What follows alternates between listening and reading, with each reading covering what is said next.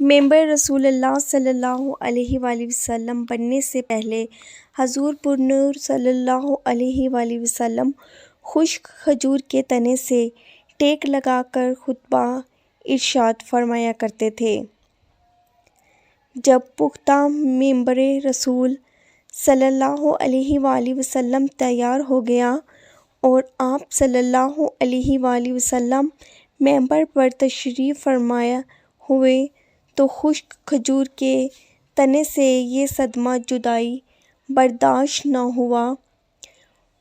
اس نے اس طرح رونا شروع کر دیا جس طرح چھوٹا بچہ ماں کی جدائی سے روتے ہوئے سسکیاں لیتا ہے۔ حضور اکرم صلی اللہ علیہ وآلہ وسلم فرماتے ہیں، خشک کھجور کا تنا جس کو ستون حنانہ تھا، رسول اللہ صلی اللہ علیہ وآلہ وسلم کی جدائی سے نالہ کر رہا تھا، مثل ارباب عقول کے، یعنی جیسے کہ وہ کوئی انسان ہو۔ اس آواز گریہ سے اصحاب رسول صلی اللہ علیہ وآلہ وسلم تعجب میں پڑ گئے کہ یہ ستون اپنے پورے حجم، طول و عرض سے کس طرح رو رہا ہے۔ آپ صلی اللہ علیہ وآلہ وسلم نے دریافت کیا، اے ستون، تجھے کیا ہوا ہے؟ اس نے عرض کیا، یا رسول اللہ صلی اللہ علیہ وآلہ وسلم، آپ صلی اللہ علیہ وآلہ وسلم کی جدائی کا صدمہ مجھ سے برداشت نہیں ہوا۔ آپ صلی اللہ علیہ وآلہ وسلم کی جدائی سے میری جان اندر ہی اندر جل رہی ہے۔ اس آتش غم کے ہوتے ہوئے آپ صلی اللہ علیہ وآلہ وسلم کے فراق میں کیوں نہ آہ و فغاں کروں۔ یا رسول اللہ صلی اللہ علیہ وآلہ وسلم، آپ صلی اللہ علیہ وآلہ وسلم ہی تو جان کائنات ہیں۔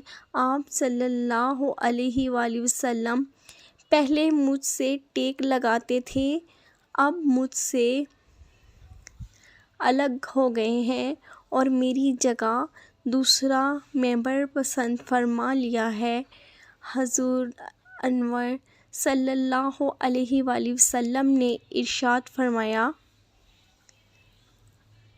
ارے مبارک ستون، اگر تو چاہتا ہے تو تیرے لیے دعا کروں کہ تو سرسبز اور ثمر آور درخت ہو جائے اور تیرے پھلوں سے ہر شرقی و غربی مستفید ہوں، اور کیا تو ہمیشہ کے لیے تر و تازہ ہونا آخرت میں کچھ چاہتا ہے؟ ستون حنانہ نے آپ صلی اللہ علیہ وآلہ وسلم، میں تو دائمی اور ابدی نعمت چاہتا ہوں۔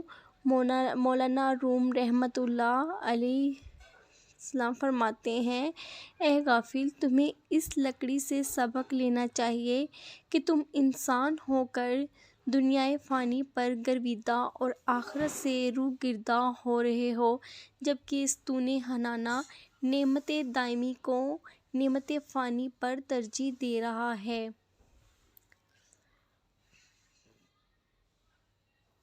ترجمہ: پھر اس ستون حنانہ کو زمین میں دفن کر دیا گیا تاکہ مثل انسانوں کے روز جزا اس کا حشر ہو۔ پلیز اگر آپ کو ہماری ویڈیو پسند آئی تو لائک، شیئر اور چینل کو سبسکرائب کر دیں۔ جزاک اللہ خیرا۔